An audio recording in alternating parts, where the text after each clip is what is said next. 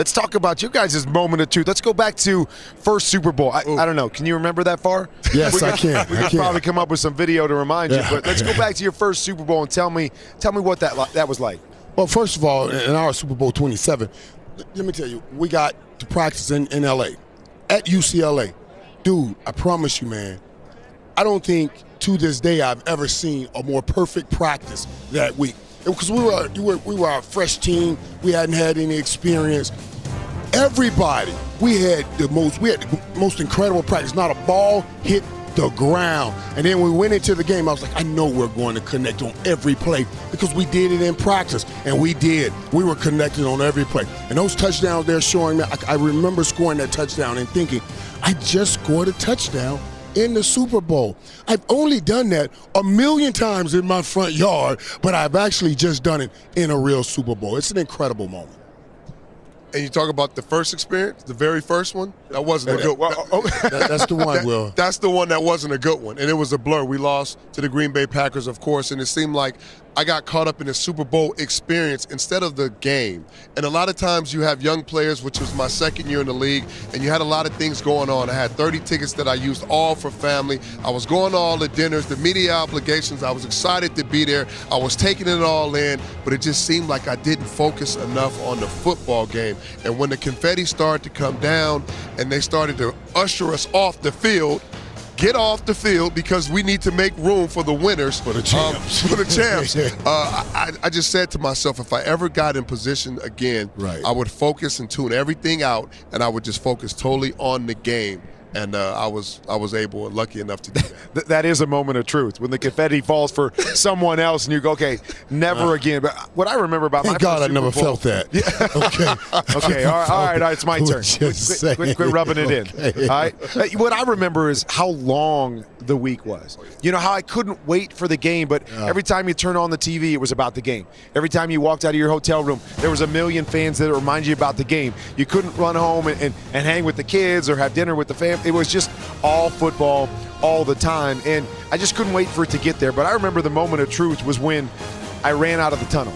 And, you know, you see it at every Super Bowl is run out of the tunnel and flash bulbs are going off and you're going, okay, now I understand the magnitude.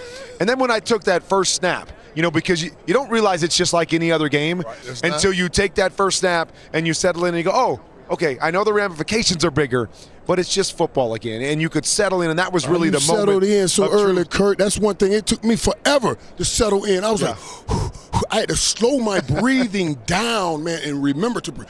Okay, breathe, Michael. Calm it down. That blew my mind. You still do that before every show. We got to settle you in anyways. But hey, let's go out to a couple of our other Super Bowl teammates in Mike Robb, Steve Smith. Talk to me about your first Super Bowl and that moment of truth for you guys. Well, I know for me, guys, being in the Super Bowl, being in New York, it was cold, kind of like it is out here. And all week, Steve, Pete Carroll, you had us practicing halftime, and you know we were like, "What are we doing? Why do we keep practicing halftime? You know, halftime is double, it's 30 minutes during the Super Bowl. And our first 10 minutes we had to ourselves. Our second 10 minutes was with the coaches, and our last 10 minutes warmed us up to go out. And dude, when we went out that tunnel for the second half, it felt like the first half. It felt like we were starting a new game all over. They kicked it to Percy Harvin, and that's when I knew the game was over, dog. He took that thing to the crib. We started saying bling, bling. You know what I mean? We knew the ring was coming.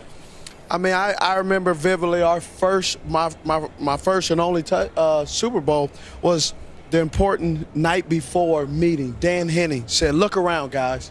Understand that you will no longer be in a meeting ever again with everyone in this meeting. Everyone will go their separate ways. Some guys will retire. Some guys will go to different teams. And some guys, this is where their dream may end. Yeah. So appreciate it. Understand it. Relax. Have fun.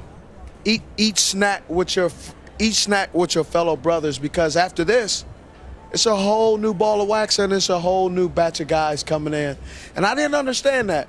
And we got close NFC championship games, playoff games. But you know what? Every NFC championship game and every playoff game, there was a different 22 men in that meeting room. And it just sparked me. And every time I sat in that meeting, I believe it. Now, my second Super Bowl, as analysts, again, sitting in a different meeting room. There it is, man. Hey, Kurt, man, you got our experiences in our first Super Bowl. We're going to send it over back to you guys. Thanks, guys. I love it. I love it when we all get to, and I get to hear your guys' experience, because I know, as Steve was saying, it's always different. It's different for all of us. But that moment of truth, it's going to be a moment of truth for a lot of guys coming out of these tunnels today.